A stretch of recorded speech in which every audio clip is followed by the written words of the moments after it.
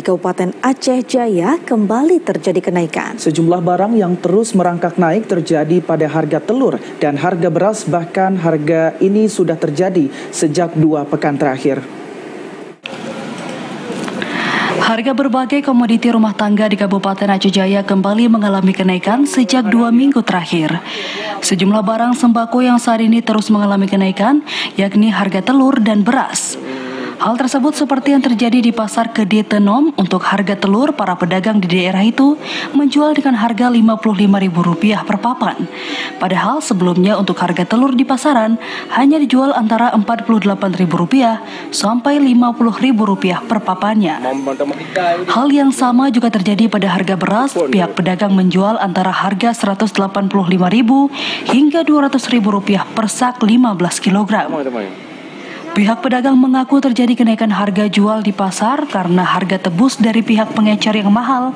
Selain itu, terjadinya kenaikan tersebut juga disebabkan barangnya langka. Harganya sangat mahal. Yang mahal saya ini apa aja, Bang? Telur, beras.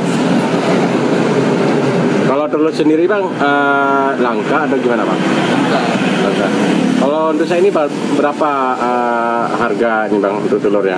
Telur tangkai 50 Rp55 tu, Rp55 atau Rp56. Kenaikan harga barang sembako juga disampaikan oleh pedagang lainnya, di mana kenaikan harga terjadi hampir di semua barang sembako sejak beberapa minggu terakhir. Bahkan kenaikan tersebut ikut mempengaruhi daya beli pembeli yang dulunya dibeli dengan cukup banyak, kini mulai berkurang. Kalau telur 55, telur sangka satu ikan, kalau tomat 12, kalau bawang putih 45, kentang 16 per kilo, kalau beras 1 karung 145. Atas terjadinya kenaikan barang sembako saat ini, pihak pedagang dan pembeli mengharapkan pemerintah untuk melakukan penstabilan harga, karena dengan harga yang tinggi daya beli warga bisa menurun dan ini juga bisa mempengaruhi pendapatan dari pihak pedagang. Dari Aceh Jaya, Musliadi, TVRI Aceh melaporkan.